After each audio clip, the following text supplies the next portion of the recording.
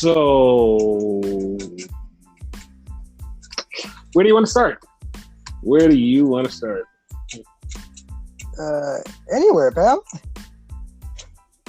Okay, let's start here because NXT. All right, let's start at NXT. Original NXT. USA NXT. USA or UK?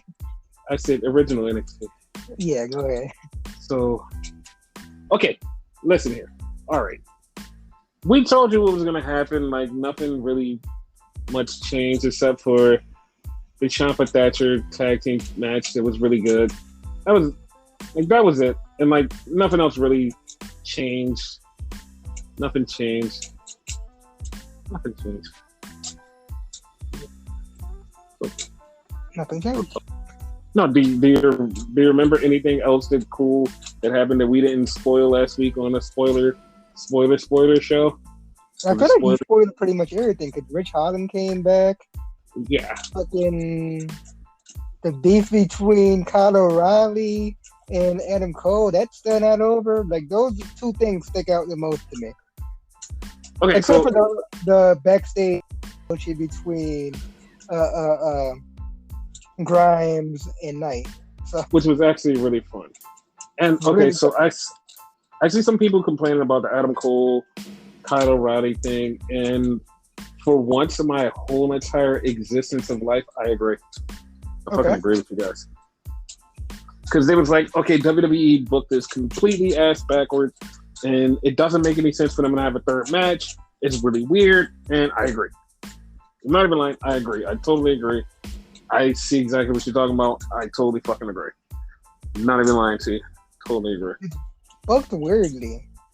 Yes. It's ass backwards. And I agree. I see what WWE was trying to do. One, I see what they were trying to do, but I totally agree with you that it was booked badly. It was booked badly. This doesn't make any sense for them to have this third final match. Yes, this is probably a loser leave wherever match and goes to whatever, but it was booked badly. This whole entire story was booked badly. They could have did something so much better. They went from one thing, they was like, ooh, this is really good, let's keep going with it. And that's how we went to where we're at the point where we're just like, I don't give a shit. They're going to have a good match, but it's like, I don't give a shit about the story. Doesn't care. Yeah. So yeah, that was NXT. NXT UK was rather eye-opening. It was rather eye-opening. So Jordan Devlin had a match against somebody, Archer, don't remember his actual name. But it was like, okay, that was pretty good. Then we had a match between Jenny and Eva Valkyrie. And it was just like, okay, this shouldn't be as good as it is. It was like 900 million times better than you thought it would. Just like, even saying those names out loud and seeing it on paper, you're like, okay, it's just gonna be a throwaway match. This is gonna be one of those matches you're gonna be like, whatever, it's just one of those throwaway matches. It was really fucking good. Like, it had me enthralled. I was like, oh my god, this is so good. And then the fucking ending was like, it was perfect because it was a random distraction by Joseph Connors after Eva had like knocked him down like 3 times. And this last time she got caught up and she's paying attention to him. And then Jenny hit her with the I forgot what it is, the move that she does, her finisher. And I was like, oh, this made sense. Like, it was a distraction finish, but the whole match was a banger. So it's like, Jesus, like, this was actually fucking good. And then we had the match that, like, I literally would pay money for it any day of the week just because I love both of these women. And, like, we're kind of friends, but, like, I love both of these women. And it's just a fucking great match. It was Aaliyah James versus Stevie Turner. And the match was just, like, insane. And it just met all of my expectations. And I can't wait to see them in a bigger, grander stage than this. But this was one of the matches that should just be like, okay, I can see the future in that match. And that's it, right there. That's the future. Then we ended it with Mustache Mountain versus Symbiosis, which was, of course, was a good tag match. And this is like, it's okay. It looks like it's gonna go the way that we think, but they're teasing it to make it feel like it's going to go the other way. And it just, so during the match, Tyler Bate and Trent Seven were wrestling, and Trent Seven was looking beat down and beat up and old, and like he's looking like he was dead weight to Tyler, as Tyler was just like carrying the whole match, and Trent Seven was on the floor and half beat up, trying to get up, and like he's struggling with this, and it's like, it seems so random. It's like just getting beat down, and it's like it feels out of place. And then they get challenged. They win the match. Then they get challenged by Pretty Deadly, and I'm like, dude, that's when it's gonna happen. One of Mustache Mountain is gonna turn, and everybody's money is on Trent Seven. Tyler Bates. Tyler Bates gonna turn. He's gonna snap. Yeah, you last time. Yeah, he's gonna be the one. He's gonna fucking do it. It's gonna happen. It's gonna be Tyler. Yeah, because the way you're describing it, like it seemed like it's gonna be Trent, but it's probably gonna be a swerve, knowing the way this shit works. So. Yeah. That's how that's gonna go.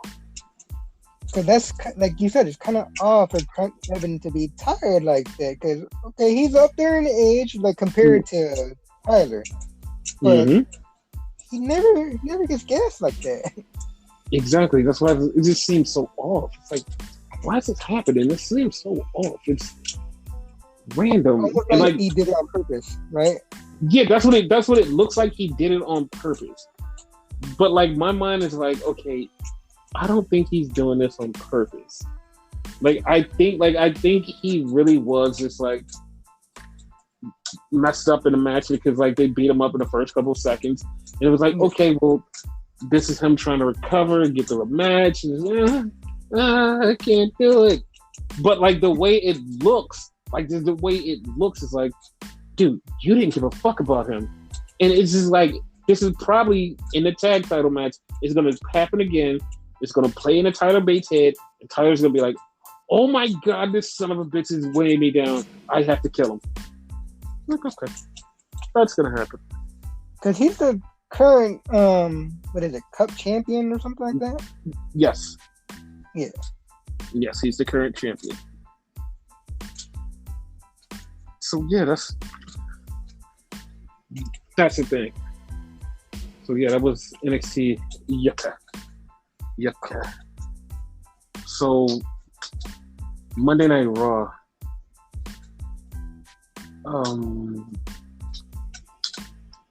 I'm like, it was a couple of decisions on this thing that like, I'm not here to defend. I'm not gonna be like, oh my god, I'm gonna defend this.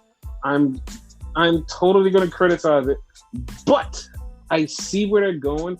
But at the same time, I'm totally criticizing it. And this time, I'm just gonna be just a super harsh critical. So, yeah. All right. Monday Night Raw. Did you like it? Did you hate it? Did you love it? Did you think it was awesome? Did you think it was awesome?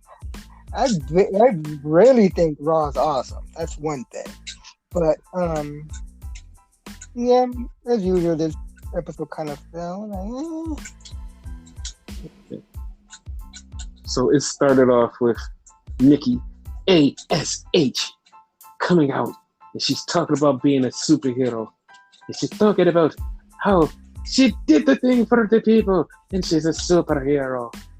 And just as she gets started, Charlotte comes up, then Rhea comes up, and they're saying, "Hey, we want to fight, and we want the title, and we want the title, we want the title." And then Adam Pearce and Sonya Deville come out and say, "Hey, well, triple threat match at SummerSlam. You want it? It seemed nice, right? Oh, okay." Like that wasn't obvious that it was going to happen. But here's the thing, right? So somebody pointed out was like, Charlotte deserves an automatic rematch because Charlotte got screwed and lost the title. Okay. Check. Like, that does check out.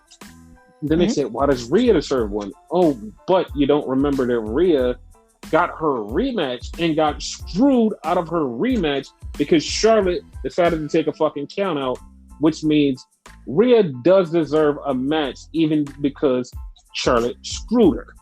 Yeah. So that's why that's happening.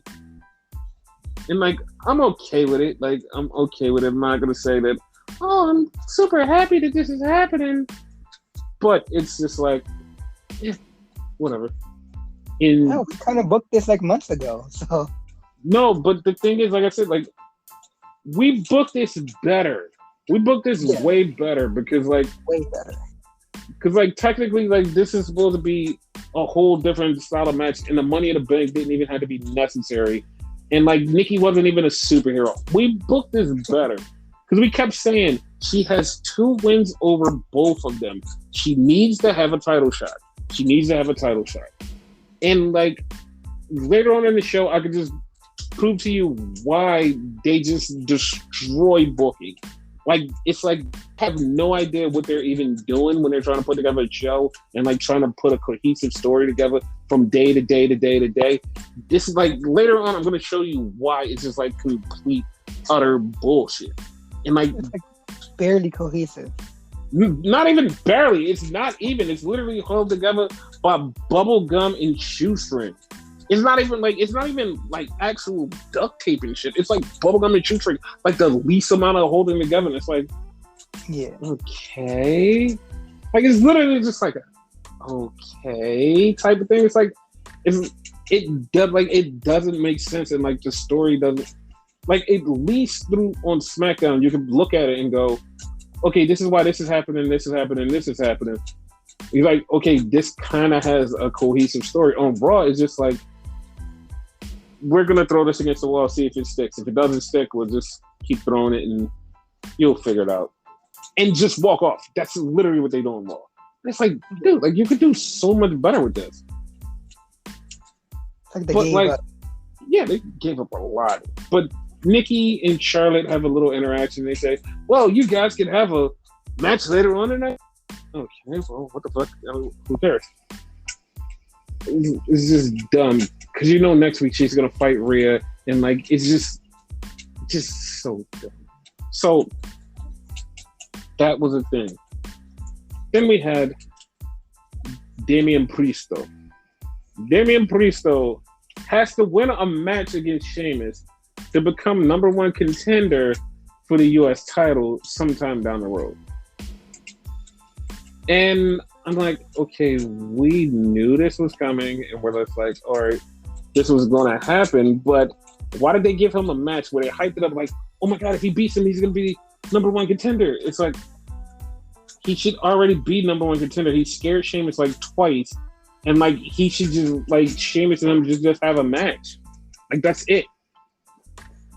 Like, I could have sworn when they announced this match, like, I swear the title was on the line at first. That's what I thought too. That's what I thought too. But of course fucking not. Of course fucking not. But Damian Priest did get the win. He picked up the win. Boom. Wasn't this called like a contenders match too, which like threw me off? Yeah, because they're trying to change the wording because they're like, we don't want to do this. We want to change the wording. Oh, because maybe it'll be more attractive to people. Oh, I don't get it. Don't care. Don't get it. Don't care. So then we had tag team title match. Almost an AJ versus the Viking Raiders. This match was not bad. It was not bad.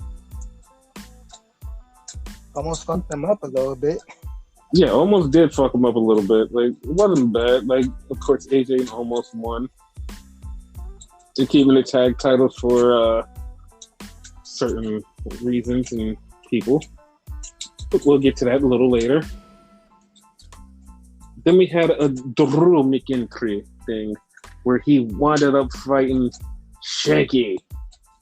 And Jinder Mahal has a new, I don't even know what you call him, lawyer? Something? Yeah, he was a lawyer. Yeah. So the lawyer comes out, and the first thing I see with the lawyer, I'm like, oh, you're getting attacked.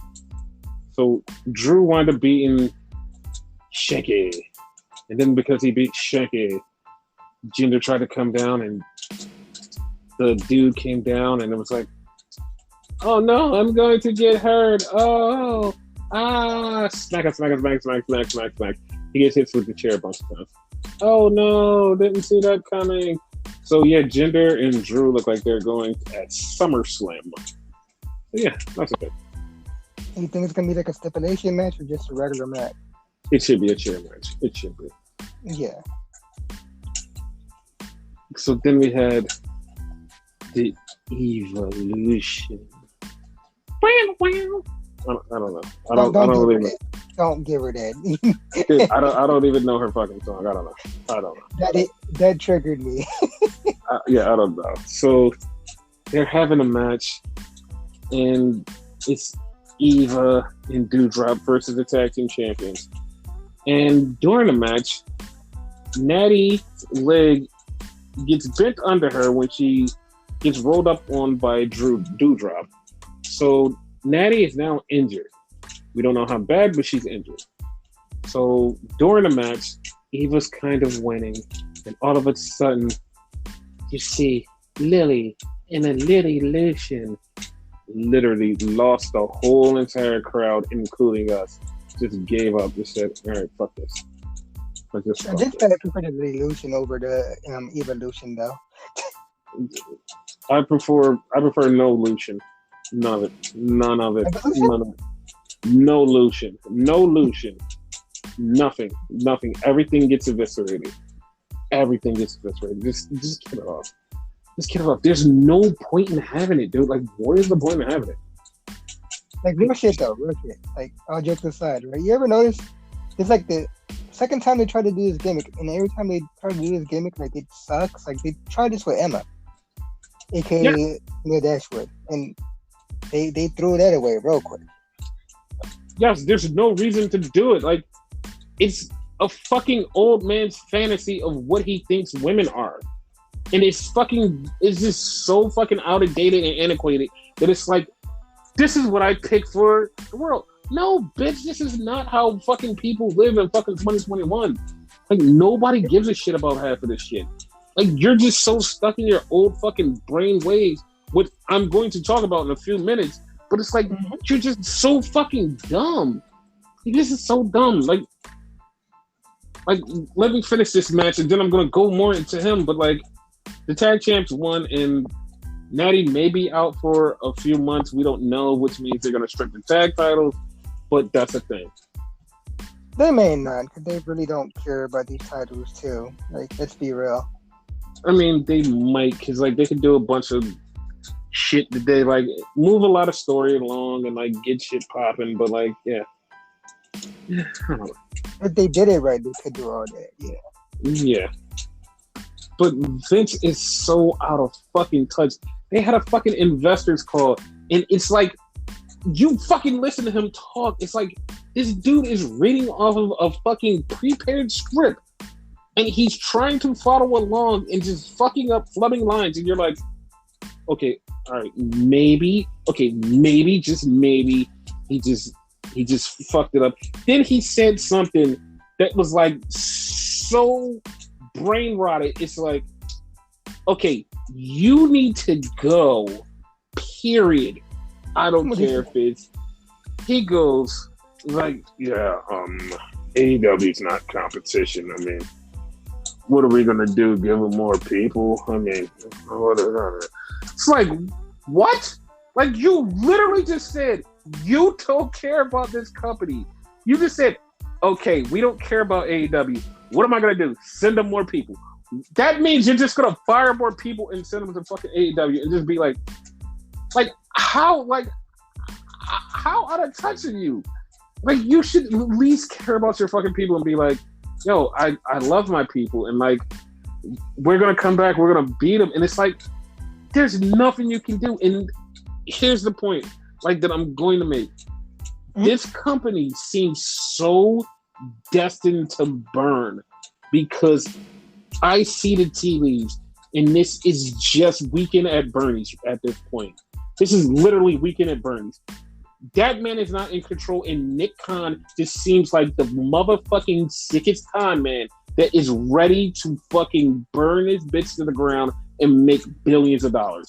I see it. It is just like, it's right there, and it's so apparent from this fucking meeting that the way that the old man was talking and Nick Khan just came in and just like, hey, yeah, we don't care about that. We're in competition with everything. That's what WWE is doing this. And the way he came in was like, if you ever watch those movies where it's like the old billionaires in control, and then it's like this swarmy little young guy that's like right under him that's trying to take control, they usurp his power, and it's like he has it, he's in his ear, he's right there next to him, and he's just like really fucking swarmy and smart and manipulative, and just gets into his brain and just gets satiated, and you're like, oh, you're going to take over this company. You're going to fucking fleece him right out of the fucking company and run this bitch to the ground and get money and just go away, and we never see you again until there's some big billion thing that you can jump into and say, hey, I made money. That's what the fuck is happening. This dude is like the old 90s cartoon that had that same fucking concept. The villain was a complete moron, and like his quote unquote underling was brainwashing him and shit. Dude, it is a typical fucking story of a fuck. It's like, this is something you see on a fucking movie, a fucking billionaire movie, and you're like, this will never happen in real life. It's literally happening in WWE. It's happening. And it's always the bad part about it, is there's always the good person. That's like, there's a good person who's always there and just sitting in the background trying to buy this time, and he's trying to do the right thing, and he just gets kicked to the side and just stepped on, and just like this big guy is just taking everything, and then at the end of the story, the good guy comes in and he saves the day, and he's like, yay, I got this, and we're gonna save it, yay, and everybody cheers. And the bad part is we all know who that guy is, and he's literally just fucking there. And he is just at the point where he's just like, you know what? Fuck it. I don't even care what happens. I don't even know. He's like seriously, dude. He is, but it's like, we know that Hunter can do it, and even his wife is just like so blinded, like, oh, zombies and shit is just so awesome. That was great. He fucking disassociated himself from the whole entire like segment. He was like, yo, I don't even want to be part of this call. I don't want to talk about shit. I'm cool. I'm not part of an investor call. I don't care. Leave me out of it. And it's just like, we know that he needs to just grab the reins and say, hey, I can do this. Vince doesn't see it, especially because Vince thinks NXT fucking sucks. Which brings me to the next fucking segment. How fucking bad it sucks. Because we had Keith Lee versus Killer Cross. Or Karrion Kross. He's not a killer anymore. He's not dead even to me. anymore. Yeah, might as well just call him by his real name, Kevin. It's Kevin Cross. Fuck it. Yeah. Yeah, he... Like... This is so bad. Everything about this is so bad. And the people, everybody has glaringly missed over this big thing. So, Jeff Hardy, get well soon, Jeff Hardy. Jeff Hardy had COVID. So, because Jeff Hardy had COVID, Jeff Hardy wasn't there. But Cross was supposed to lose to Jeff Hardy again. And people are already flipping out like, oh my God, he was going to have him lose twice. Here's the thing. It was going to lead to a story. So, like, because you're flipping out, yeah, like, you kind of just short-sighted go, oh my God, that's wrong. Big-sighted, you're like, oh my God, they could have led into a story. Oh, that was a thing. But the thing that everybody's glaring over is Keith Lee came back last week, lost to the WWE champion. This week, loses to the NXT champion, Karrion Kross. And it's like you lost 2 weeks in a row. They don't give 1-0 fuck about you. And they don't give a fuck about Kross either because he was going to die if Jeff Hardy was there. So it's like, it was no reason to sacrifice Keith Lee. You have a roster full of randos that you could have just killed off. No, fam. No. I don't understand. I don't understand. Even the way that fucking they treat NXT is just, I hate it. And I don't mean Hunter. I mean Vince. I hate it. I hate it so much. It just bothers me so fucking much. I can't say it. Because Hunter knows what the fuck he's doing. Like, you know what I mean? Like, Vince, he's too busy trying to be an actual TV show. You know, like, this is wrestling. Like, you can't get away from that as much as he tries. But apparently he doesn't want that. And it's just, like, it's just so bad. And Renee Young has the best take on wrestling today, and everybody fucking literally crucified her, but she literally has the best take. WWE is for casuals, so they beat you over the head with something over and over and over and over and over again, so you understand because you're casually watching this. You have no idea what's going on, so I'm gonna keep putting this in your head, so when things happen, you're like, oh, they just mentioned that. I understand that. And AEW is literally like, you're a hardcore fan. We know that you know, to the point where it's like, it's not even funny that we know that you know. And I'm going to get into all of everything that they know that we know. And it's just like, so we're not going to try because it's like, we know what you know. So we're giving you your product. Just like simply just cut and dry. Here it is. You know, we know, here it is. That's simple and plain. Understandable. But back to this show that no one knows. So, and I team up to go against Tabar and Mas. So they have this match against Tabar and Mas. And of course, Mansoor winds up cheating to get the win. And Ali's like, what the fuck, dude? Did you really just do that? Did you cheat? Dude, what the fuck? His face at the end of it, like, what the hell? Yeah, it was so weird. And like we had said that, we was like, yeah, he's gonna fucking cheat to win, and that shit's gonna be fine.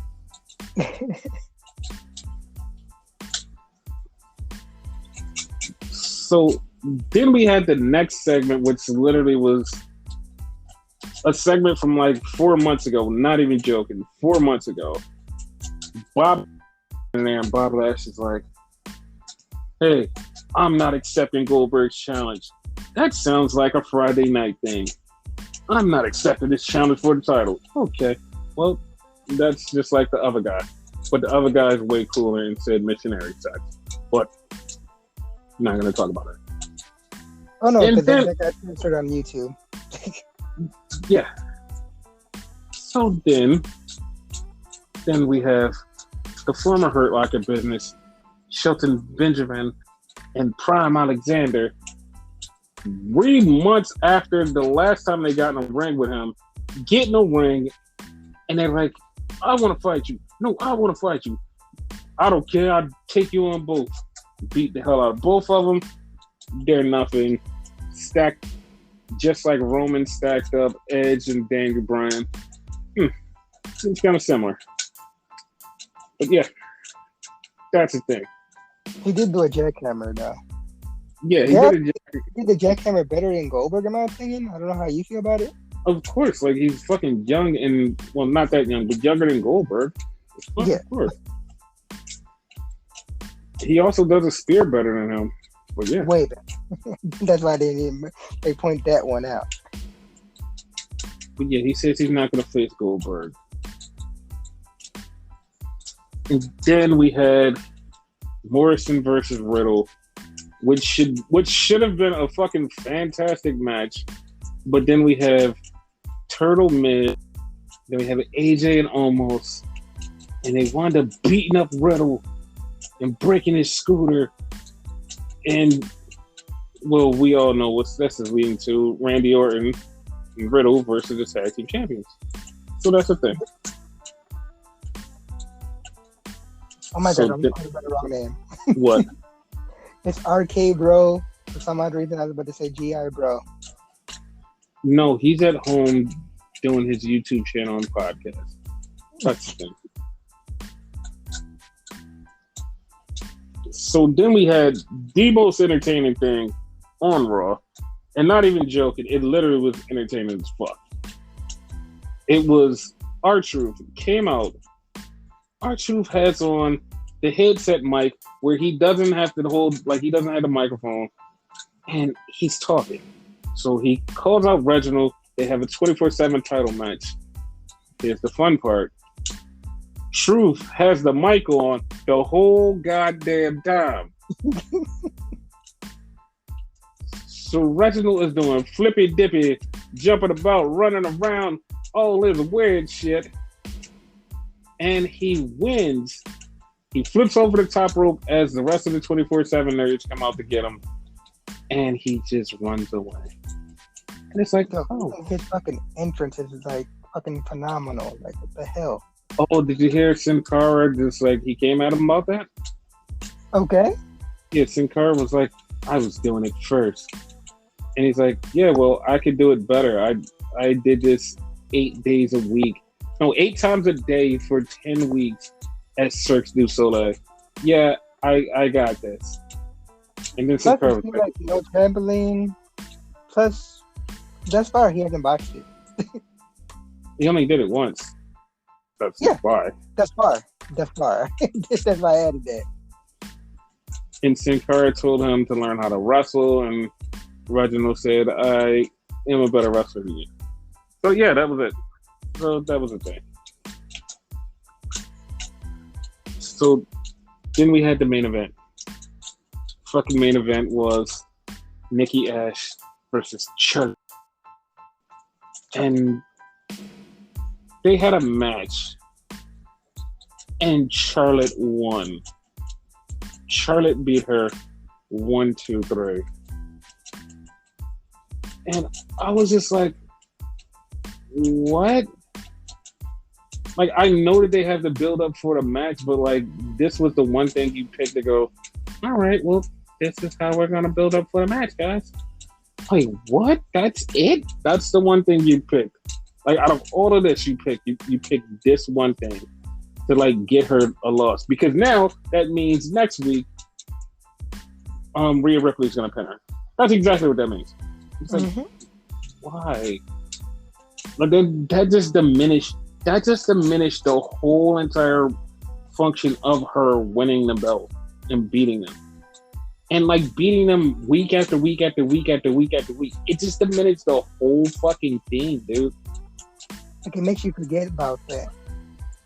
Yeah, like, I guess that's what they want you to forget about, because also, after the match, Charlotte beat her down, and then Nikki's gonna say, well, I'm still trying to become a superhero. It's like, no, you have the title. You can't say that.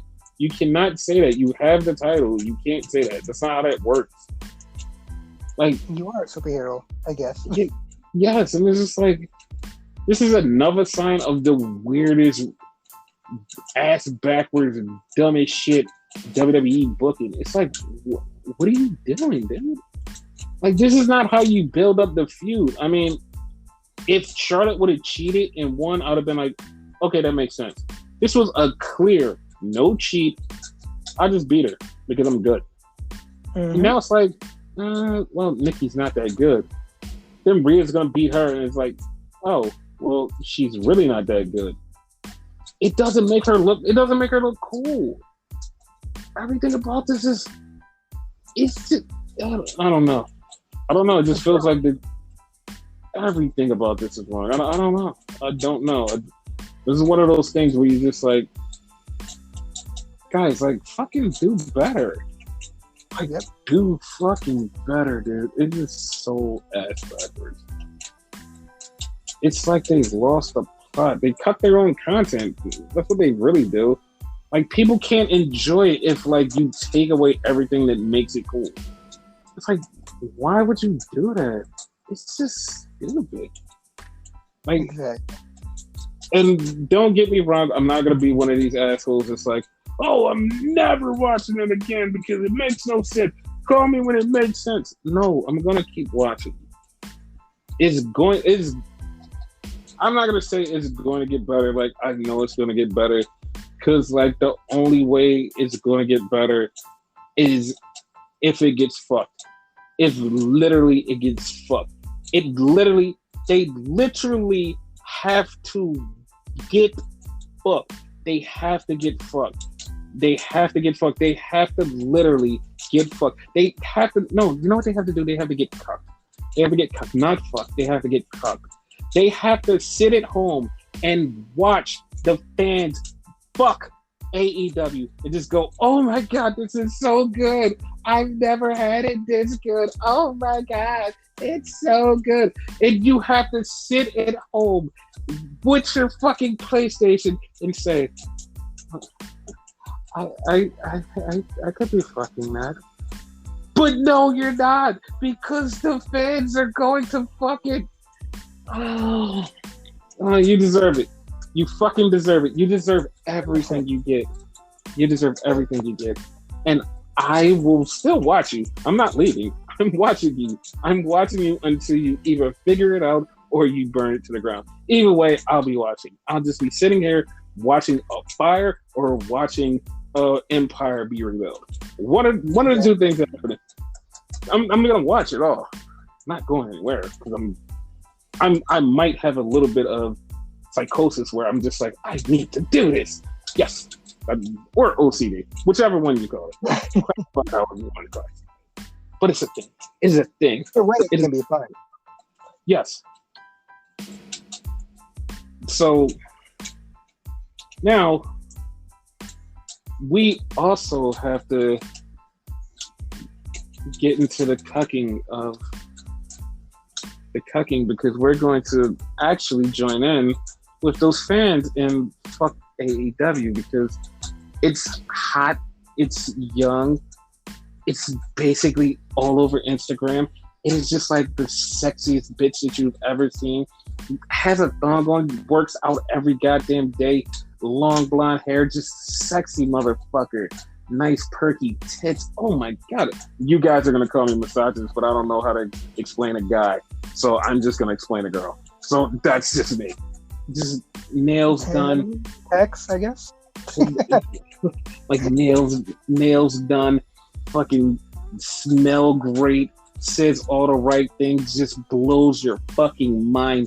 Is just amazing. Just you want to do everything. You want to give her all the money. You just want to say, "Oh, I love you. I just want to be near you. Let me be near you." I just like it. This is what they have reduced me to. This is what they have reduced me to. This is what they have reduced me to. This thing that we have been battling to say, God, just the same. It's the same, right? It's the fucking same. They decided to say, come here, boy, let me fuck you. That's exactly what they said. And I just said, okay, daddy. Because that's what happened. That's what happened. And the show started off, my God, did it start off. Oh my God, did it start off great. Fucking best thing ever. It started off with this cowboy scene, and you just hear about these cowboys, and they're out, and they show each one of them separately, and every time they show a shadow, everybody has on a cowboy hat, and it's just basically a promo for the Dark Order and Hangman Page. But here is where it gets good to great. because all of a sudden the lights go dark. Lights are dark.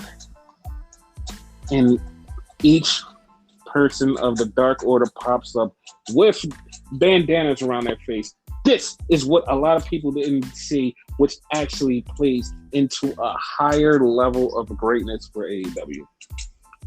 On one side, you see all of the Dark Order. Then on the other side, you see the rest of the Dark Order. But there's an open space there. Someone's missing. And it's just like, oh. And right in the middle, here comes the Cowboy. And the Cowboy comes out with his Dark Order mask. And they all come out. And the whole entire Dark Order walks to the ring to the biggest fucking pop you've ever heard. They get a ring, they chanting Cowboy Shit. They all stand and they all do the Dark Order symbol. And it's just like, oh my God. You could just turn the show off right there. That was it. Like, you literally could turn the show off right there. But you couldn't because, like, there was more. And, like, I'm not saying the rest of it was just as good, but it was more. So, all of a sudden, they do the basketball call out the basketball people, and it's the Elite. So, if you don't understand this, because a lot of people didn't understand this at the beginning, it was a Space Jam synergy thing. It was a synergy thing. It was a Turner Space Jam synergy thing. A lot of people did not get that. I was like, as soon as I said it, I was like, oh my God, like they totally synergized this. This is smart. This is smart booking. At this time, the crowd is on fucking fire. They're having a 10-man tag. It is going fucking insane-o. You missed the part that you was trying to call him whatever. North Carolina. This time they actually was in North Carolina. Yes, that was actually dope. Everybody had on basketball jerseys from the Elite. They had the 10-man tag. Stu Grayson damn near killed himself because he did a spin flip and his head hit the back of the thing, but he wound up getting counted out with Luke Gallows. It was fucking crazy. This match was so good, and it wound up down to the Bucks and Kenny with Hangman, and the match is going, and Hangman knocks out Nick Jackson.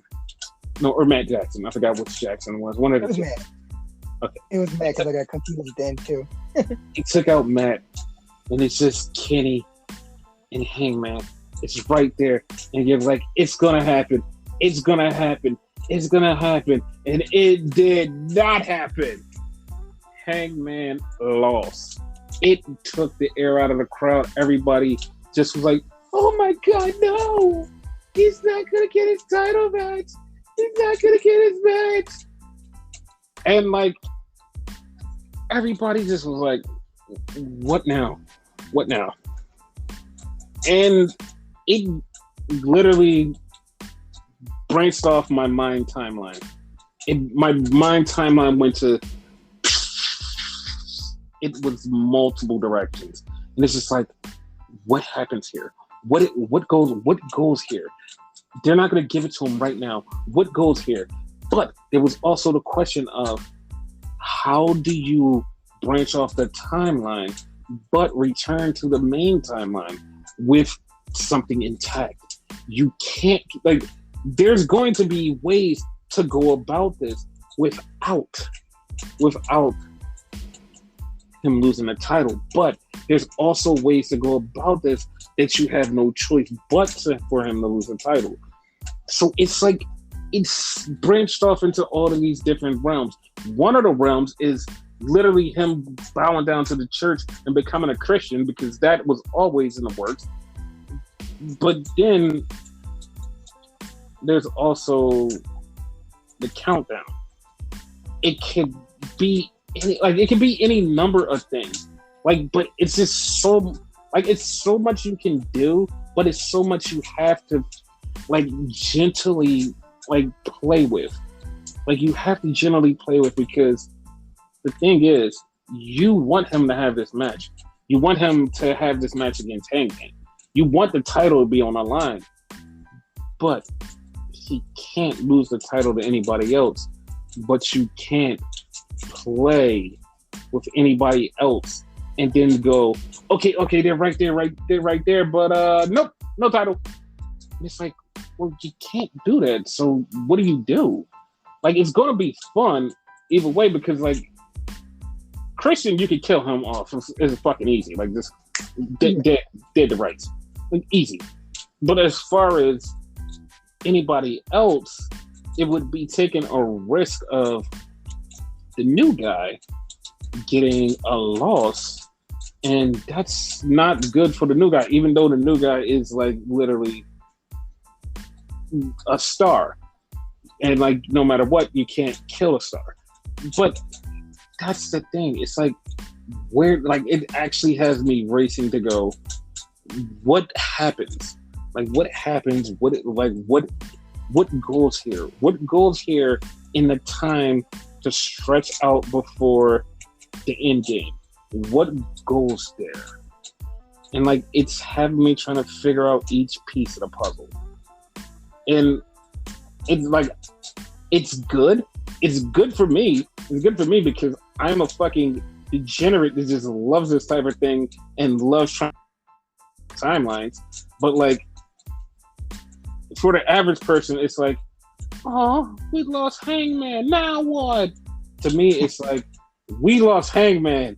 Now what? That's how I feel. So no, I agree with you. Like, where are we gonna go? Like, I'm interested. Yeah, like I know that the Christian thing is gonna happen, but also I feel time is running out, and you know, like every time you count down a clock, it always gets to the end. Mm-hmm. So, yeah. So moving on, we get to Ricky Starks, who comes out and literally does what I use as a metaphor. He says what I use as a metaphor. Because when I say things, I always say, it's like running into a buzzsaw. He literally came out and had a buzzsaw in his mouth and just fucking eviscerated Brian Cage. He was like, yo, you fucking suck so bad that they had to fucking stick you with me just so you can get a little bit of my fucking charisma. Like, everything about you is trash. He tore that man up to fucking no end for about 3 minutes. I was like, oh my God.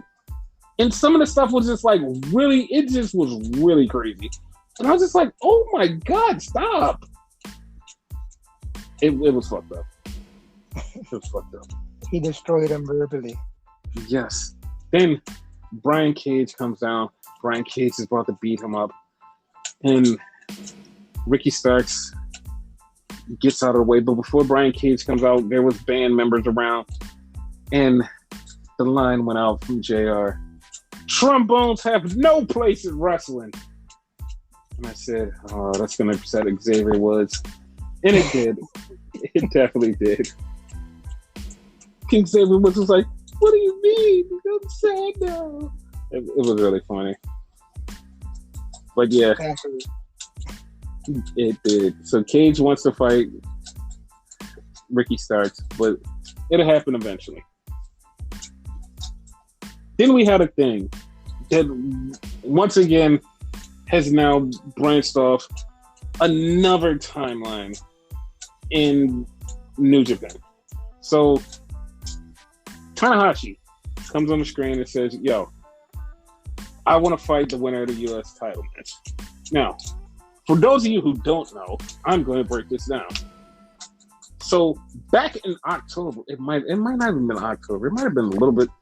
Was it October? No, it was October. It was October. Like, it felt like it was October. It was sometime between October and recently. Tanahashi won the right to face the U.S. champion. Like, a lot of people keep forgetting that. He won the right in New Japan. I don't know how people keep forgetting this. He won the right, but he did not get it because Moxley was over there. And I was a little mad. I think if I remember correctly, it was when Kenta showed up. And I was mad. I was like, yo, he shouldn't have this match because didn't Tanahashi win? But like, I guess they were building this up. I don't know. I swore Tanahashi had a shot at the U.S. title. That's what I swore. Yeah. But, of course, now he wants the shot for the U.S. title. And that made everybody go balls crazy. Because it's like, oh my God, Tanahashi's coming to AEW. And that's not exactly what's happening right now. Because he is going to get his U.S. title match. Just not in AEW. Because it's going to be on Resurgence. In Los Angeles, August 11th or 12th. Now, that's not to say Tanahashi isn't showing up in AEW, but I have a theory, and I'm going to get to that theory later. But yeah, it branched off a crazy timeline.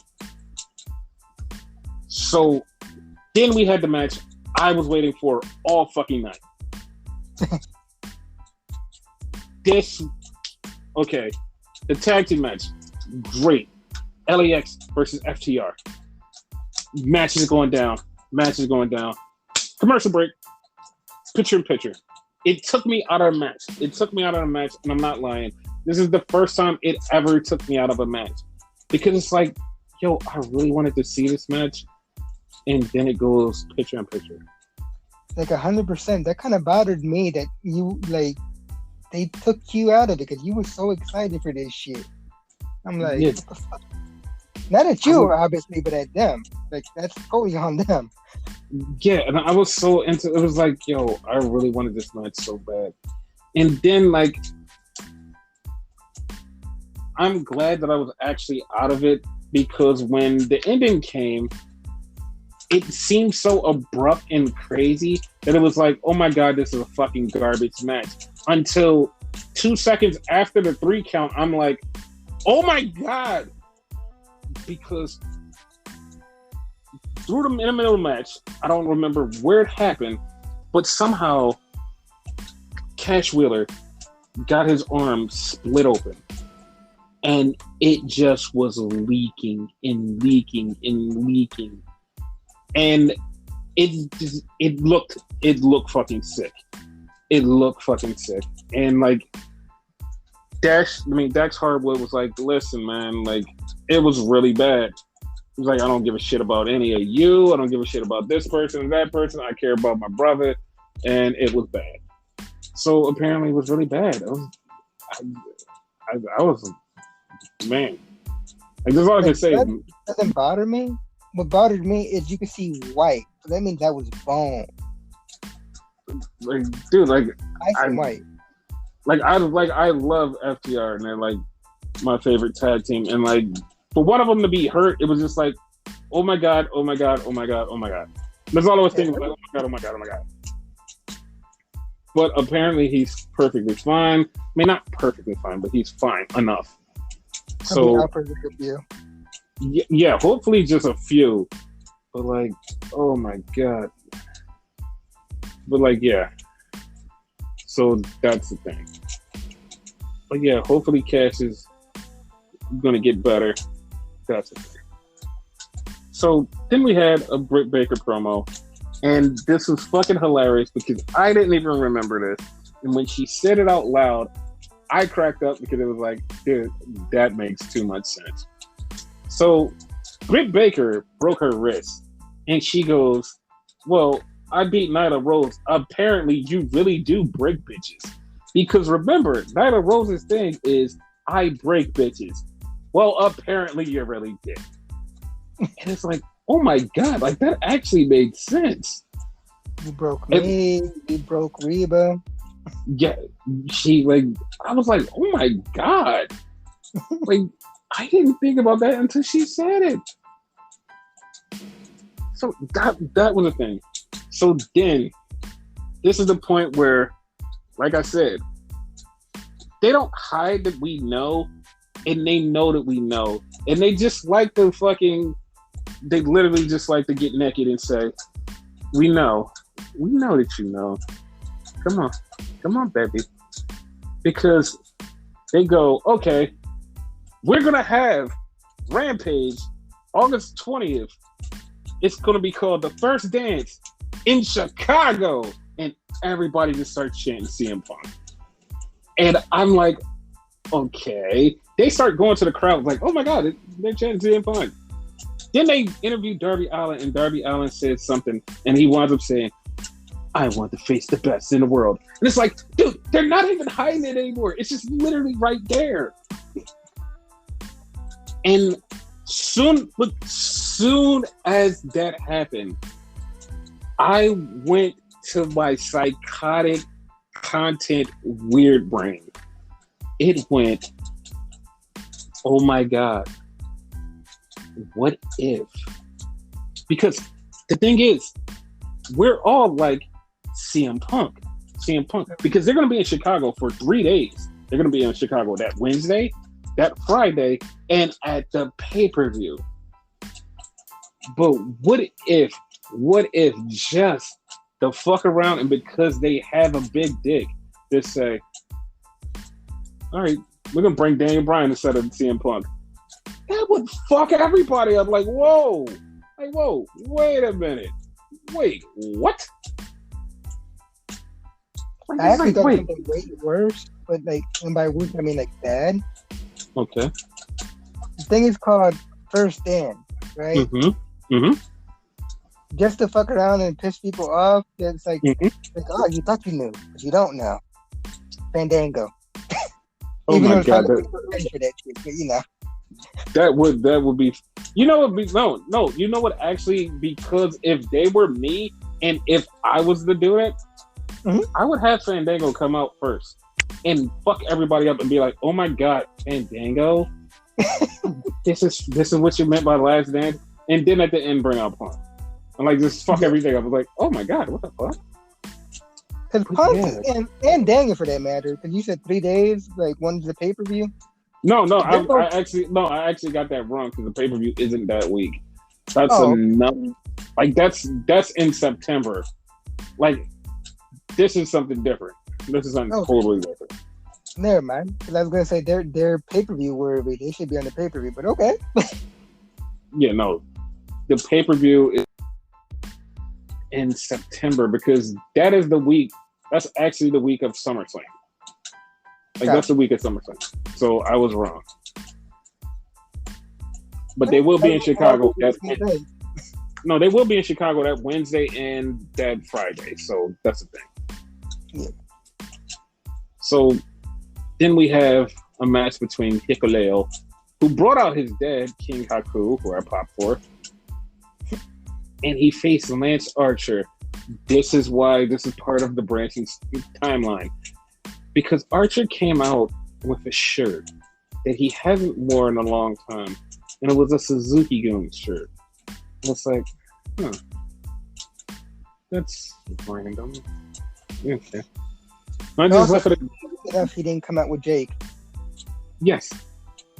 And I was just like, that's random. But they had a match that was like, also, both of these are two giant humans. Mm-hmm. Hikuleo lost. So Archer is going to face Tanahashi at Resurgence for the U.S. title. So that's going to be a good match? I'm not going to say it's a bad match. It's a good match. Because it's not going to be a bad match. Yeah. So then we have Cody Rhodes in the back, and Cody is, hey Cody, what's up with Aleister Black?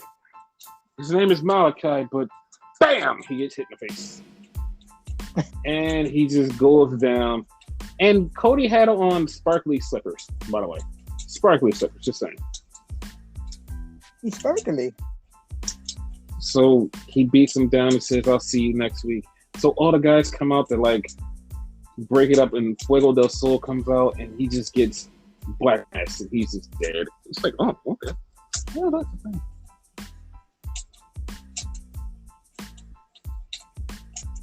He got destroyed. Yes. And also for you people who want to know how good Tanahashi is, he had a 40-minute match with Shingo, and it was like amazing. Match of the year. Well, up there for match of the year. Maybe something might top it. Who knows? But up there for match of the year. But then we had a Miro. Champion right now, right? Yes. Okay. Just checking. All right. I just said it was for the world title, but like I don't Oh, I didn't hear you. My bad. So then we had a Miro promo where Miro talks about how flexible his wife is and how Jesus is. And we go on from there. So then we have the House of Failed Oddities. I mean, the Hardy Foundation organization, whatever. But yeah, they come out. Then we get Jungle Boy. Then we get Christian, and Christian wins. And Christian walks outside, and he gets punched in the face. And like 15 people thought it was CM Punk, and it was the Blade who knocked Christian clean the fuck out. So, why would it be CM Punk? Because he was in a hood, and like CM Punk said, the next time he returns to wrestling into the hood, which he did return, and everybody was like, "Oh my god, he did that," which they thought he was going to do that again right here, and was like, "Oh, well, no, that didn't happen." So, okay. Yeah, what's the thing? So, over the weekend, me and Renegade indulged in some violence. We indulged in some violence because we watched Nick fucking Gage versus Matt Cardona. The way you said it though, with such regret, Matt Cardona. Yeah. You The gotta match. put respect on his name. Oh, I will, because that match was violent as fucking hell. It was violent as hell, blood, and I usually don't like violent matches. And it was just like, ooh, I like this one. This was very, very violent. And it just was so much blood, and like Matt Cardona had scars on his back.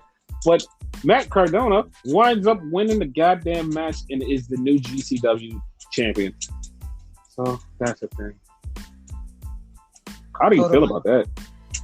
That's total mindfuck. Like, it's like, what the fuck? Yeah, I actually didn't think they were gonna make it happen, but it was like, okay, this is actually pretty fucking cool. Pretty fucking cool. And it was like, it was so cool. Cause like, all right, we lived through the ECW era. Great. Enjoyed it. Was the best time of our lives. We started off at the beginning of the CZW era. Was like, okay, this is cool, until it started getting to the point where they're hanging Zandig from the fucking ceiling on fucking metal hooks, and it's like, okay, Ultraviolet might not be cool, and it just kept evolving after that, when we just went away from it. It's like, all right, we're just gonna chill the fuck out.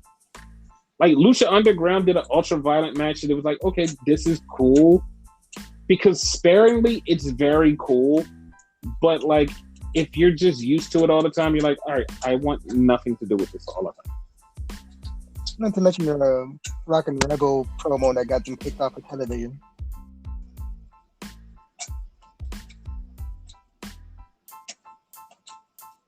That was another thing. Like, after that got uncomfortable. Yep. So then we had Thunder Rosa and Julia Hart. And this is Thunder Rosa's first ever official AEW match. So now she can be put on a board for actually winning matches, so she can be a number one contender for Britt Baker, and they can have a rematch. Which, unlike WWE, which would have had this match back to back to back, this will be 5 months away from their actual really brutal hardcore match that they had. So this would be actually awesome. Even if it was like 2 months away, I still would love it because they can go and Thunder Rosa can make every match amazing, including this one. So close together, like you said that it does. Yes. She really had a good match with Julia Hart. And she's young and she's going to grow into it because she's literally 19. She's just going to grow into it. But she's super young. And you can tell with a lot of her moves, you're like, yeah, you still need to grow into this. And if people think I'm talking about growing into something else, you're fucking dirty. I mean, grow into her ring style. Yeah, exactly. Because I don't know what type of style she is, for real. Yeah, that's what I'm saying. She has the feel of okay, I should be a manager, but she's doing wrestling matches. So you're wrestling, cool. We'll figure out what you are, and it's you're not growing into what you need to grow into yet. It just doesn't feel like you're there yet. Yeah. I don't know. But she'll turn into something eventually. She might be a high flyer eventually. Probably. Maybe. She just needs to define her style. And then once you get there, it's all right, we can watch you grow from there. And yeah. So then we get a Moxley promo. And Moxley cuts the promo. It's Tanahashi, you showing up now? You've been ducking me. I watched the Olympics and there's people in Japan. Why can't I go to Japan? And he kept saying all of this stuff. And it's easily, you're he's definitely calling out Tanahashi. It's definitely Tanahashi. And then he goes, I sent a bunch of contracts to New Japan. Let's see what happens. And it's okay, that last part you didn't need to say because everybody's oh, it's definitely Tanahashi. That last thing when he said, I sent a bunch of contracts to New Japan, let's see what happens. You know that's not going to end good. It could be anybody. You can wrestle anybody, literally. So I don't know why you said that, but it's okay. It's definitely okay. It's definitely okay. You want to fight, and only kings bring fight. So that's the thing. So speaking of a New Japan thing, the Painmaker faces off against Nick Gage. I'm not gonna lie, because I know, we both know, not gonna lie. We both said this. After fucking Saturday, this is what you give us. It literally was the first 5 minutes of the match. We're after fucking Saturday, this is what you're gonna give us. We watch you fucking kill a man, and this is what you're gonna give us. Come on, dude. And it's nah. And then mentally. Yeah. Mentally checked out. And then it just went up from there. It just went up. It was oh my God. He's really doing this to Jericho. Anybody else, I'd be all right, yeah, I agree. But he's doing this to Jericho. It's oh shit. Oh shit. Oh shit. And then the best thing ever, the best fucking thing ever, he has Jericho, Nick Gage has Chris Jericho in a spot where he just has the pizza cutter. Yeah. Picture in picture. Domino's cutting pizza as he's cutting his face. It's the greatest marketing thing ever. And it's oh my God. And Domino's was no, we don't want to be associated with that. No. It's dude, I don't care. I brought a pizza just because of that. Fuck you. I brought one just because of that. You kiss my ass. That made me want a pizza. I'm like, oh shit, that's fucking awesome. Synergy, baby. Did the Synergy. company talking about suing or whatever? But like, I heard that on Twitter. I don't know how true that is. The thing is, they are like talking about pulling advertising from the show and shit like that, because it's like even though the show did 1 million, and like Dave has been talking about this for a while, it's like, listen, the blood and guts stuff is cool on occasion, but if you keep doing it, you're gonna lose fucking advertisers. And yeah, you can have a show with all of these millions, but if advertisers aren't coming, well, you're fucked. And like for Domino's to pull out, to be the first people to pull out, it's like, oh fuck, like. But they could go with fucking Papa John's. Who cares? It's like, all right, we'll just go with that one. Yeah. But at the same time, what if other people go, yeah, I don't like the blood, and this has been a couple of weeks of pure blood and guts. I think I might pull out too. Like, you start to get more than 3 people pull out, you need to change the blood direction. Like, you can't, like, even though it's like, all right, we want to be real wrestling and like give people the stuff that they haven't seen, the stuff that they really want. It's like, no, we could go to GCW for that. Like, we could literally just go over there and just watch shit like that. Fine.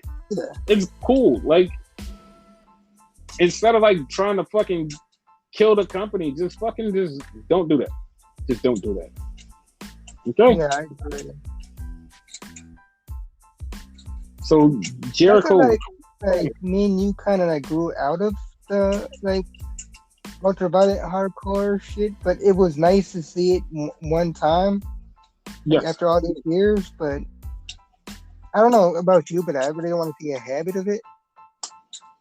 no, of course I don't want to see a habit of it, because like, first off, if you keep getting something over and over and over again, you get desensitized from it. First off, second off, it's not the type of thing that you're into. It will make you just go, I hate this place because I'm not into this, and you keep putting it in my face. I don't want this. Like, and that's where they could go in a risk of going. But like I said, there's been blood on like every AEW program since the last 4 weeks. But at the same time, it's like the ratings has been up. But once the advertisers get wind of the blood and the violence, they're like, oh, Vince was right. It is all blood and guts. I'm pulling out. WWE is for the kids. Here's another 25 million. And it's just like, oh, well, that's another strike against AEW, which is not good because they're gaining momentum. Yeah. They're going into the fall the hottest fucking thing in the fucking galaxy. There's nothing else on the docket that's as hot as this. Like, not even fucking New Japan. Nothing is as hot.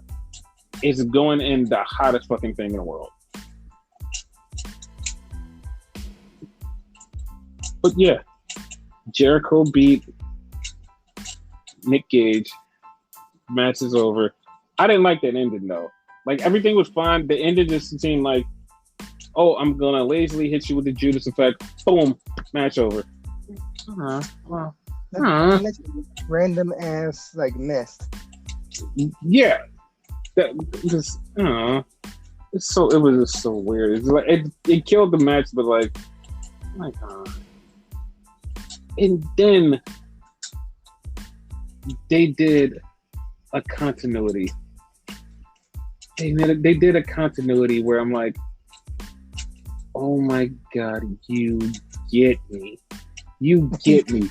Just like the throwaway line turned into the most great thing. And it's like, you get me. Because the throwaway line was when Jericho and MJF are beefing, and Jericho said about how MJF's mom probably had him because they were banging to a Juventud Guerrero and Chris Jericho match. And MJF was like, who's that? MJF goes, I'm going to Google that. He Googled him, and the next labor of Jericho is going to be Juventud Guerrero. Yeah. Bruce did it. Yeah, I'm I'm excited to see the Juice because like the last time I seen Juice, he was like he didn't look that bad and kind of like it kind of fucked me up because I was like, wait, that's really Hoovy? That's really Hoovy? But like it was really Hoovy. I'm like, oh shit, that is Hoovy. Because he looked different. Now. Yeah, he looked different. It's like, what the fuck is you? But that's a good thing. That's a real good thing. I'm all for it. But is Lance Storm the last guy? Like, you brought that up to me, and that made perfect sense. So I hope so. Yeah.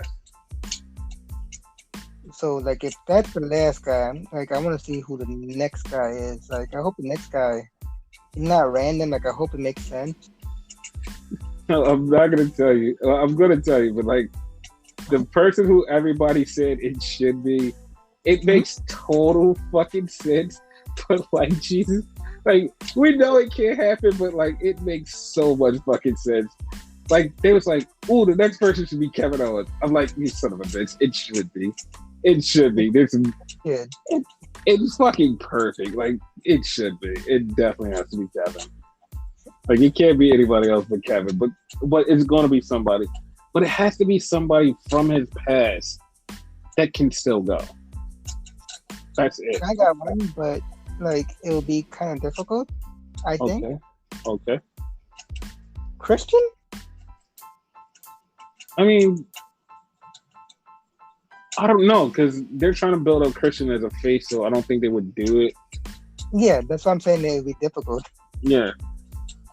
Like I was thinking Chavo, but like, I don't really want to see Chavo. And the bad part is like we're only looking at the WCW stuff, and it's like he has a plethora of stuff that you could look at. Like one of them could be like Ultimo Dragon. Like he was a rival of his. Dude, if like to be honest, if Liger wasn't retired, I'd be like, Liger, fucking Liger, right there. Do it. Let's do it. Let's have that. But it's not. So I don't know. Like I don't know. Like I'm serious. Like I was gonna say, I think I know the answer to this, but like I'm not sure. Like you're the wrestling guy. Does Jericho train anybody? Because if he does, it could be like one of his proteges type of thing, you know. Yes and no, because like he kind of helped out people, but like yes and no. Because like he literally had a hand in helping Dominic Mysterio become a thing. Oh, okay. But like that can't happen. Yeah, of course. Like Ray would be a perfect person to be there. Like it's so many different people. And I'm just trying to figure out who's not under contract that they can use. I don't know. But okay. It wouldn't like me like thinking off like the protege thing. It would probably wouldn't work due to like Kobe being the next guy right now. Okay. He has to face whoever the fuck he picked. Like, no ifs, ands, or buts about it. Yes. Sammy. Okay, because all right, well, that could be the next guy. Yeah. But I don't. That's the thing. I don't know if that person has to agree or like. I'm not sure. I'm not sure what the parameters is. You know what I mean? I know Jericho has to for sure. Yeah, no, Jericho can't undo it. Yeah. Because honestly, like, what if he did face Sammy and Sammy just was like, I'm going to lay down? Like, then what? Then what happens? Like, it's nothing you can do. Like, you would literally have to put that in the stipulation and be like, okay, dude, you have to do blah, blah, blah, blah, blah, blah. And you can't lay down for him. Because remember, MJF also precluded stipulations, right? Yeah. Pin match.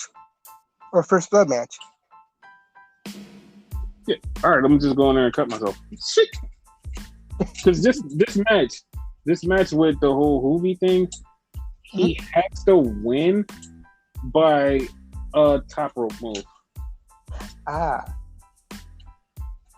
So yeah, Jericho has to win with a top rope move. What the fucking top rope move did he have? Like, what the fuck? He can do a top rope drop kick. Okay. So yeah, that'll be a thing. He just do the top rope drop kick and he survives. Cool. But yeah, he has to do that to win. Because like most of the things now are stipulation based. Yeah. So we'll see.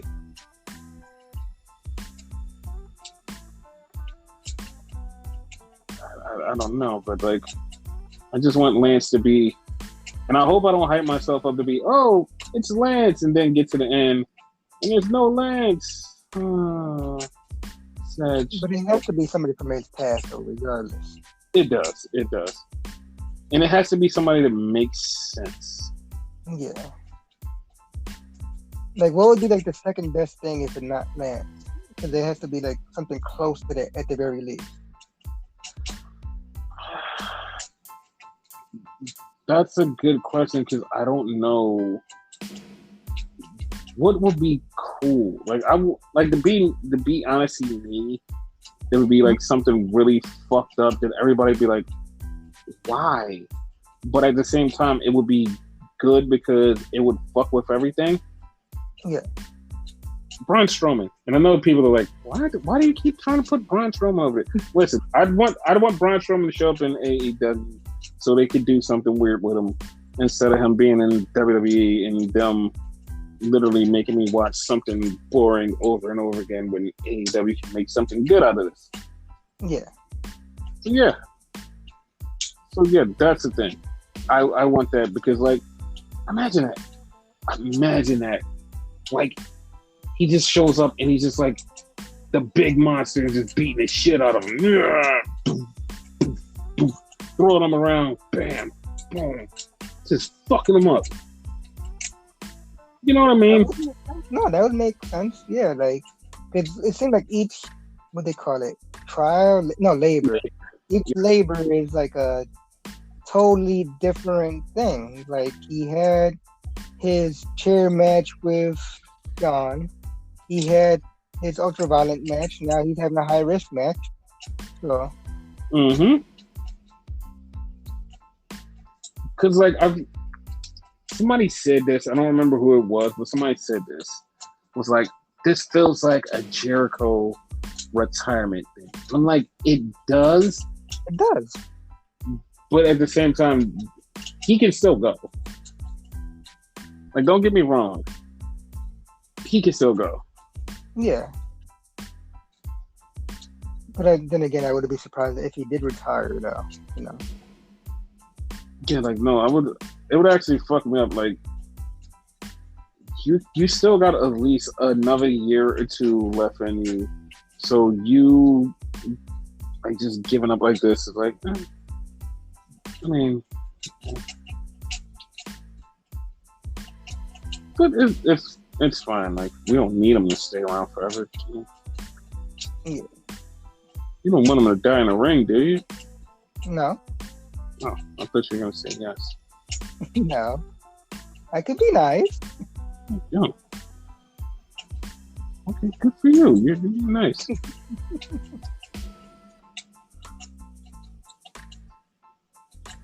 So, yeah, SmackDown next. All right. That's next. Yes.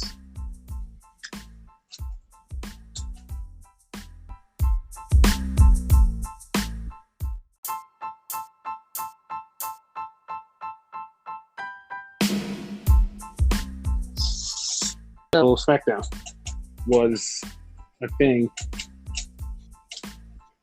It was a thing. It was legit.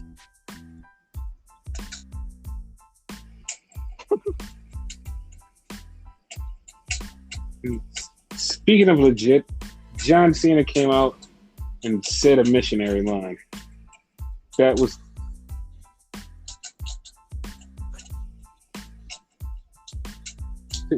Anything to say about that? No, like it's weird that they took it off of fucking YouTube, but like not only did they leave it on the fucking promo for like what happened last week with Roman, but they let John Cena say it too. Yes, and he said, if you can find somebody that can switch up missionary for 22 years, you better to them. They can switch it up and make it interesting. You better hold on to them. And I was just, the thing is, like, I'm wrong, but in situations where missionaries is actually okay. And it's like, you know what, John, you're not wrong. You're not wrong. You can make it interesting, but you also person you're fucking. So that's the thing. Yeah. And then that's about how Roman is afraid of himself because he switches himself up every 2 years because everybody starts booing him and he's never changed. And that's like changed or Stone Cold changed, but it's whatever. But Roman's just afraid of me. And I know he's afraid. And I'm going to make him challenge me for the title. But bartender cabron comes out. It says, John, I know that you do Make-A-Wish, and I want some money. I was like, man, you're a movie star. You can't give me more than this. You can put me in your movie. You can do this. And John told him the movie is done. It'll be out next week. But I can be a stunt double. He's like, dude, look at you. You can't be my stunt double. Then he just gets an attitude adjustment. An actual attitude adjustment.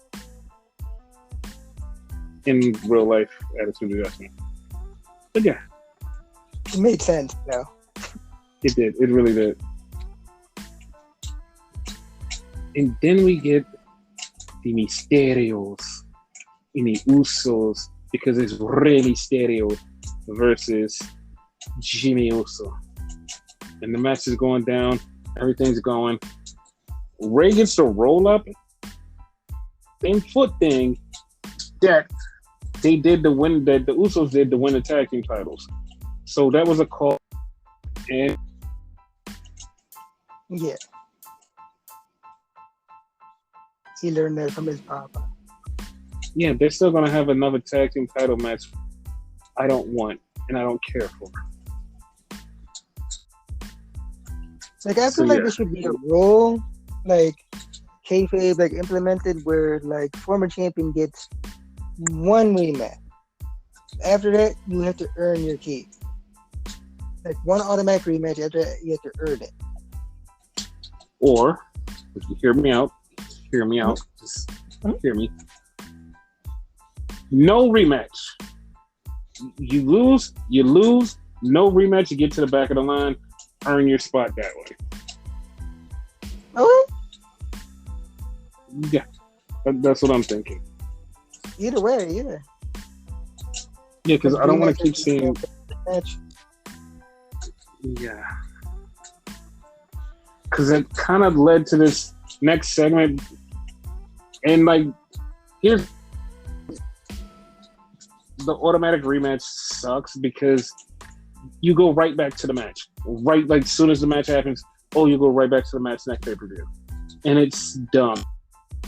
If they do rematches, like we said earlier in the podcast, you stretch it out, and like this next segment alluded to, or could have, it makes sense. Like, it makes sense. And like, you won't be like, oh my God, they're doing it again. You're like, well, this is a rematch from this long time ago. Okay, I'm okay with it. So Bianca Belair comes out for her 100 or 110, 120, 111, 100 and something days as women's champion. So she's in the ring, figure out what she's going to do next. And then Carmella comes out, and I'm just totally just like... And then Zelina Vega comes out, and she comes out with a black scar. Wonder why.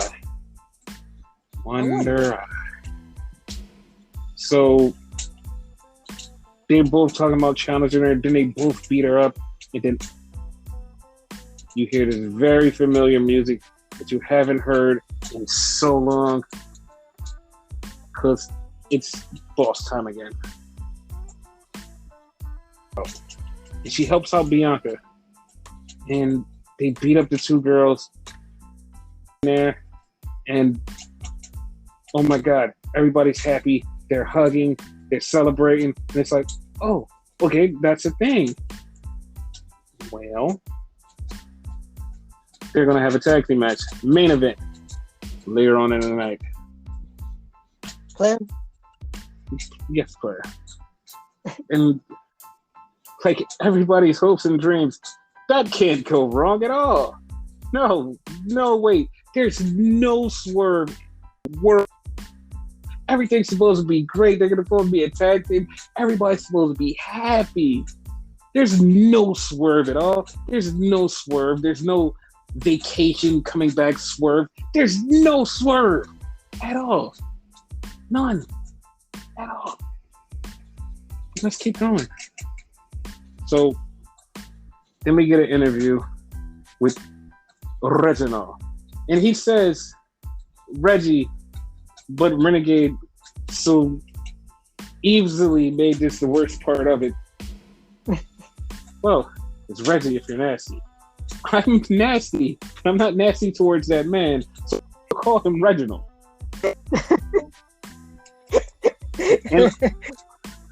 And also, this is more your fault because you asked me, is Reginald on Smack?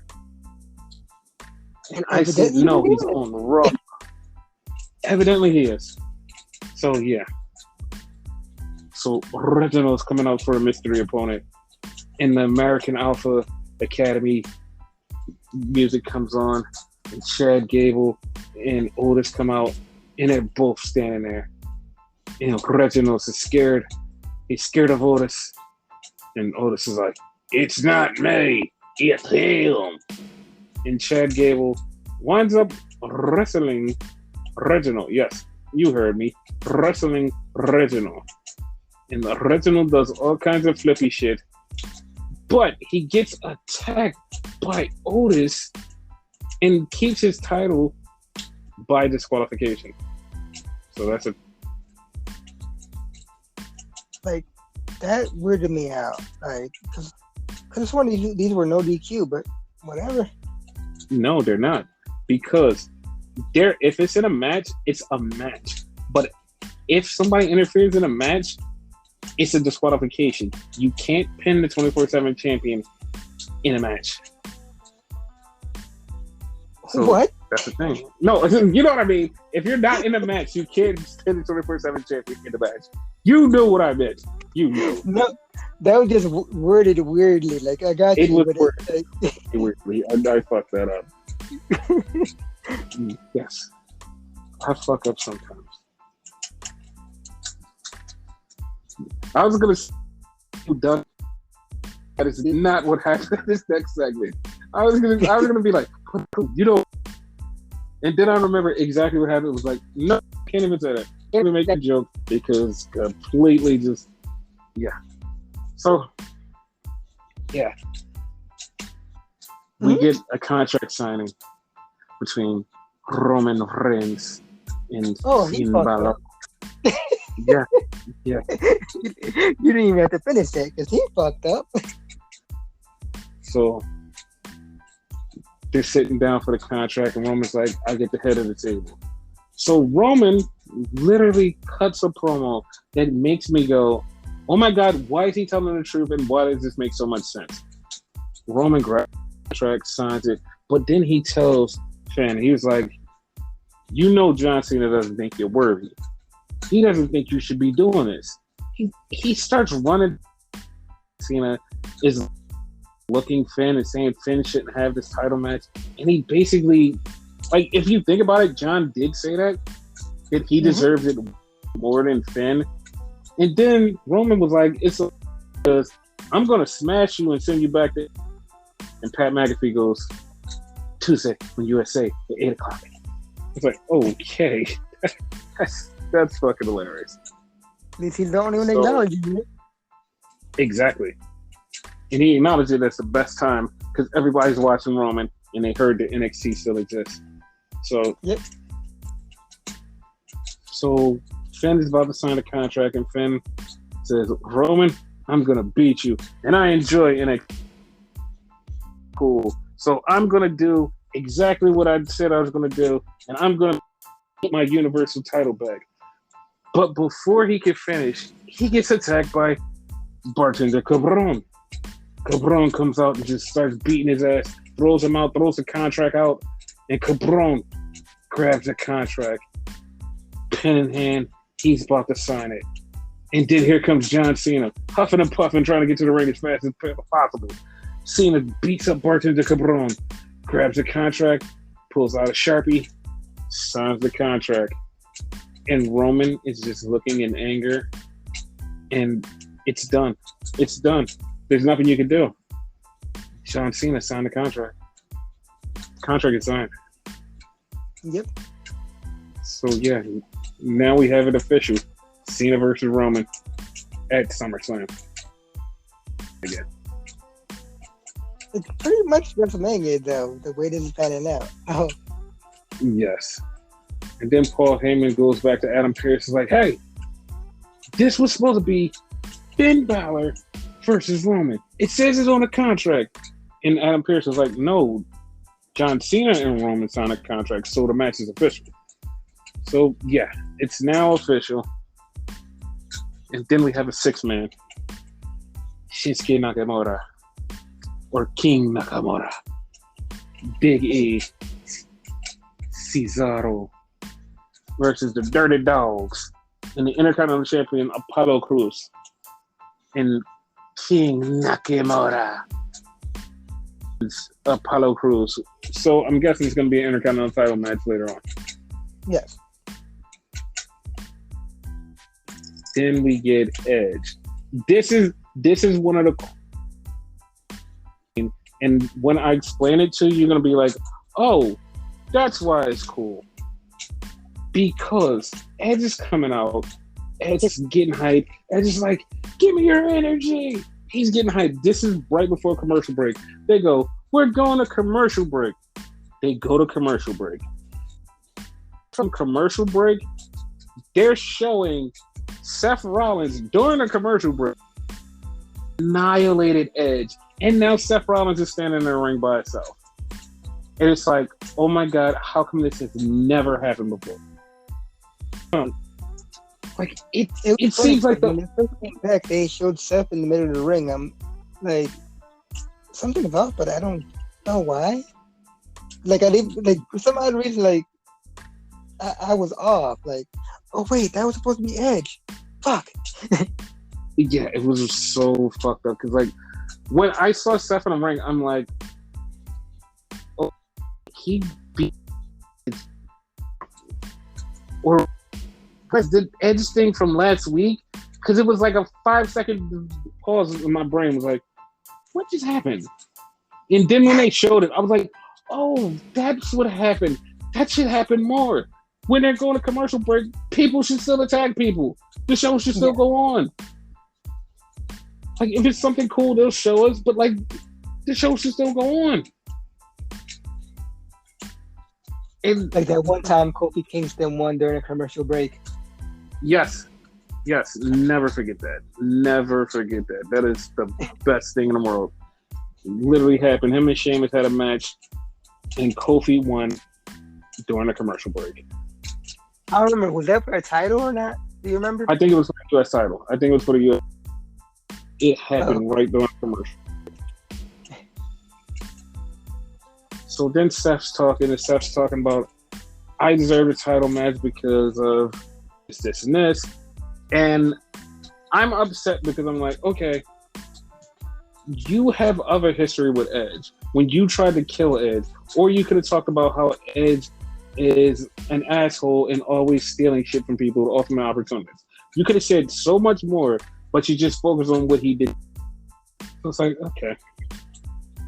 Hopefully he gets into that like during the rest of the story, but this is where they're going with this so far. Yeah. So yeah, That's the thing. And then they announced next Friday it's going to be Bartender Cabron and Finn Balor. I feel bad for them because they're not good enough for SummerSlam. Yes. Or they could have a match in the match, and then have another match, and we could have it at SummerSlam. Yeah, that would work. Yeah. So then we had Carmella and Zelina versus Bianca and Sasha. So during the match, me and Renegade both picked a side because we know where this is going, so we both picked a side. And Renegade said Bianca is going to attack Sasha, and I said nope, Sasha's going to attack Bianca. So we get to the end of the match because Sasha and Bianca do win. We get right to the end of the match, and they're cheering there. And for a split second, and my dumb brain was like, "Well, neither one of them are gonna go in here and say, oh God!" Bianca got hit with the bat by Sasha, and she got beat up. A Hurricane DDT, and then Sasha put her in the bank statement, and Bianca sold it like she was going out of her head. It was great. It was really great. I loved it. So the boss is back. The boss is back. She wants her title, and yes, it's a rematch from like 8 months ago, which is perfectly fine because it's a long gap in between. Like, she even went on a vacation and came back and just said, you know what? I'm just going to just spring a surprise on you. I'm a bad guy. It's like, oh, okay. Yeah. Great. You're back. It's like completely random because he got her before the rematch. You know what I mean? Yeah. And like it makes so much sense, but like it's spread out between WrestleMania and SummerSlam, a long gap. They haven't touched. Sasha hasn't been here. Like, they haven't even brought it up. It's just been this long gap. So back to back, and this is like, okay, it was a good match. It happened a while ago. It can happen again. Perfectly fine. Like, this is what you should do consistently with the rest of your book. Fucking title matches and rematches, space, not keep them. Yeah. That's just like, it's like we said earlier, it's just so dumb and mundane to just go back and we're just like, we don't care anymore. No, but like, if they keep wrestling, maybe you guys will like it more. We won't care. Make us hate it. Like, no matter how cool the match is, you keep seeing a match over and over and over and over. You get to hate it. You get to hate it a lot. It's like eating your favorite food every day. Like, at first, you're cool with it. After a while, you're like, no, I kind of don't like this anymore. Yeah, and I almost cut the Roman line about the missionary over and over again, but like, yeah. But if you bring toys, you start sucking on nipples, you start adding fingers, and like you start. Okay, listen, there's a lot of shit you can do to spice a missionary. I'm not gonna keep going there, but yeah. I was gonna let you just go with it, so. No, I wasn't. This is gonna be like just bad, so I'm just gonna cut it there. Yeah, just relax, okay.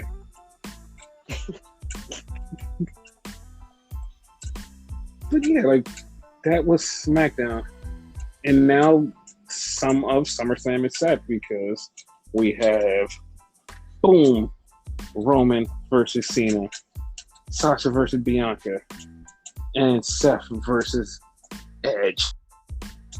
And on Raw, we have Goldberg versus Bob Lash, the triple threat, Nikki Ash, Charlotte, and Rhea Ripley. And it's like the Raw side won automatically, and like that was a thing. So funny. Not to mention maybe Finn Balor versus Bartender. So yes, for the 96th time again. yeah. So one thing we didn't mention, which is also news, is the Queen of the Ring tournament. And I know that we've mentioned it months ago. Matter of fact, probably within our first 7 or 8 podcasts, we were like, no, the Queen of the Ring is coming. It's a thing.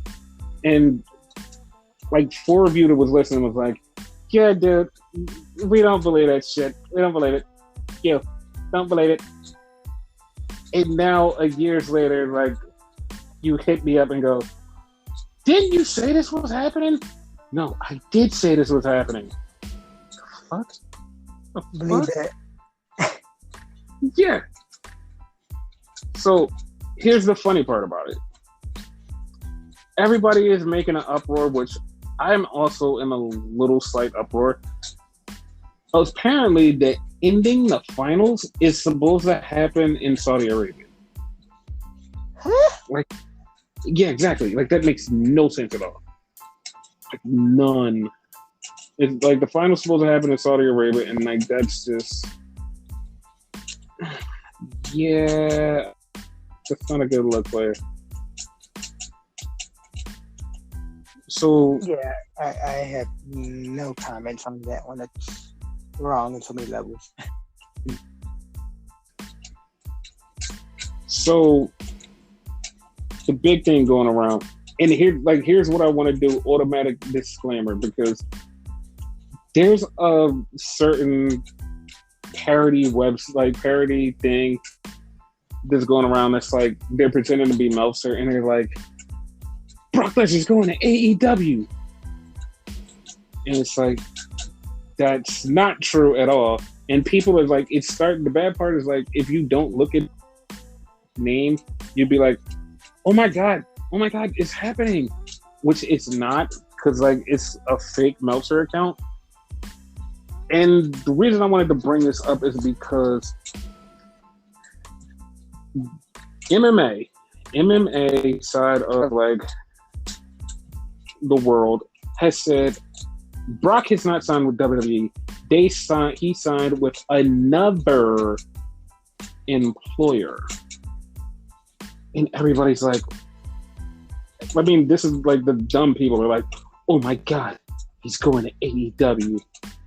And everybody else is like, all right, where did he sign, Bellator or UFC? I'm actually trying to figure that out too. Where did he sign, Bellator or UFC? Which one? UFC probably more money, but probably went somewhere new because he already dominated UFC. I would think. Yeah, I would take Bellator too. But if you looked at Brock, like Brock does look way beefier and bigger, and he looks like he could get right into some ass beating. And like, yeah, I would love that.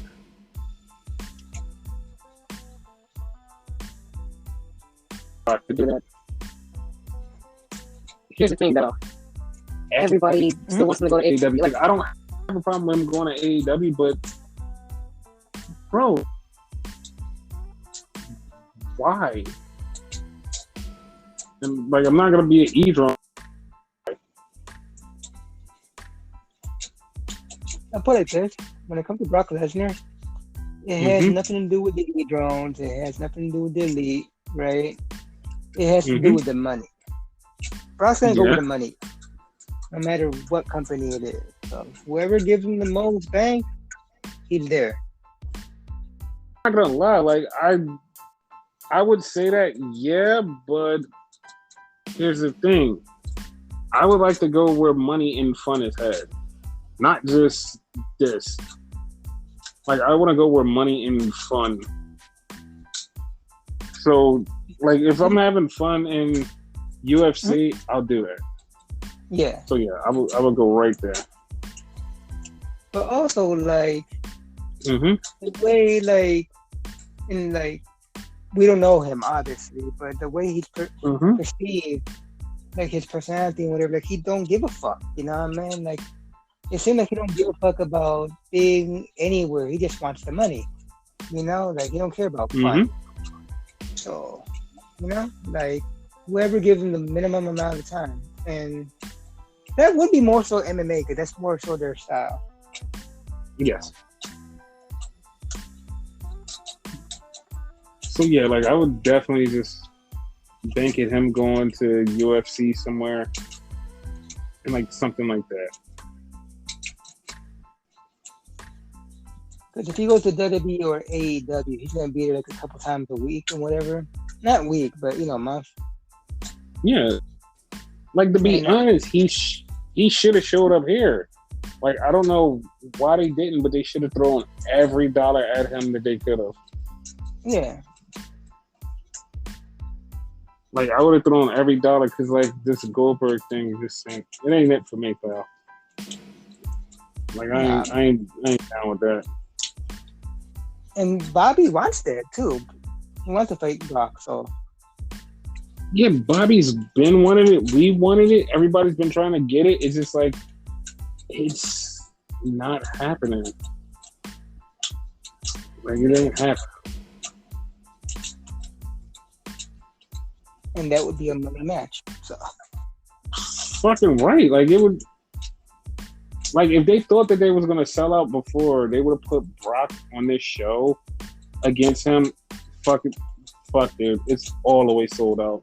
Like it's over sold out. Like they're buying out a whole new building just to put people in because they sold out so big. That's exactly what happened. They would have to do like a what you call those, a dual cast or whatever, like stream it to 2 different places. Yes. Which AEW is actually doing for the All Out. All Out. Oh, okay. Yeah, they're actually streaming it in a movie theater, which is great for them. Like, great. That sounds cool. Yeah, and I really wish people would just stop about fucking Hangman Adam Page. Like, just stop, dude. Just shut the fuck up. Shut the fuck up. Like, there's a lot of people that's just like, it's some people that like are just like, oh my god, they're gonna turn on him. And it's like, dude, shut up.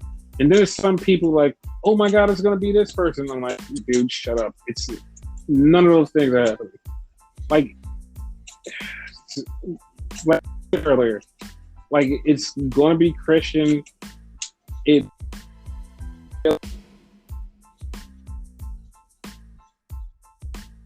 be Christian. Like yeah, money's on Christian. Everybody else is gonna wait till a bigger day to come in. Yeah, everybody's just like super like, oh my god, it's this person or this person. That's why they did it. Oh my god, no, that's not why they did it. Like, oh my god, they're gonna kill his buzz. They're not gonna kill his buzz. Like, you know how many people actually still want this to go happen? Some people just, I don't know, smooth brain, idiotic people. Just they're still gonna do it, but they're just gonna do it different. like I said, I don't know when, but it's not really going. Oh my god, they're gonna fuck it up. It's AEW. They're not gonna fuck it up. It's like a 2% chance that they're gonna fuck it up. And I'll go and come in here and be like, I can't believe they fucked it up. Really, 2% chance they'll fuck it up. It's not happening. This isn't WWE. I mean, you can't possibly go the Impact route and like have somebody totally random beat the elite like they did with Chris Sabin and the 8 and 8. Okay, I'm tired of defending this to you. I'm tired of defending this. It was because Daniel Bryan won, and they won somebody like Daniel Bryan. That's all. No, I know that. I know that's the excuse, but it still was random. But like, here's the thing, though. AJ Styles there. But that's the thing, though. Here's the thing. I feel like that could happen in AEW. Like Kenny loses it and then Kenny gets it right back, and it would be weird, but like it could happen. But like, if they literally just wait for Hangman to drop it, whoever he faces like has to lose and be a sacrificial lamb. That's what I'm saying. Christian can do it. There's nothing like he loses. It's nothing. You let Punk or you let Bryan lose to him. It's, oh my God, I can't believe he lost in his first match. Oh, and then in the Twitter threads, the fucking Instagram posts, the TikToks, all of that comes out. Because they're going to be like, oh my God, you can't beat the guy on his first day, even though it's AEW and people trust AEW. They're going to be like, oh my God, what are you, WWE? It's going to be so much complaining. This is going to be like, dude, like it's not. And I'm not saying it's not that deep because of the wins and losses don't mean anything. It would not be deep because it's like it's telling a bigger story for Kenny Omega. Like that's the bigger thing. And then like you look at it like this, whoever loses, if it was Bryan or Punk, and just have a story written in where they lost the Kenny. If it's Punk, you'd be like, oh my God, I'm so rusty that I thought that my first match back, I could win the title. I need to get back in ring shape. Now Punk's on a quest to get back to beat Kenny. And he's not going to want the title. He's going to want Kenny. So he's going to go train, and it's going to take him years, and he's going to come back and beat Kenny. That's a story. You do it with Bryan. Bryan goes, well, it's because I've been in a soft system a long time. Bryan needs to go rehabilitate, Get stronger, go to Japan. do whatever, and then come back and beat Kenny. It's literally built in stories with either one of those. But like I said, AEW's not going to do that because it's like, go to that with their stories. We're going to go somewhere else. So we're just going to have Christian just be a, and then we're going to give everybody that Hangman match eventually. Yeah, I see it being more for the Christian thing. I agree. Yes. Because like I said, I'm totally waiting for the Hangman thing. I'm not one of the people that's down on it. I'm totally waiting for it. It's going to happen. I'm loving the way this story is told. It's a yes for me. It's a yes for me. It might be no for some people, but it's a yes for me. Yes, for me too. Yes. So,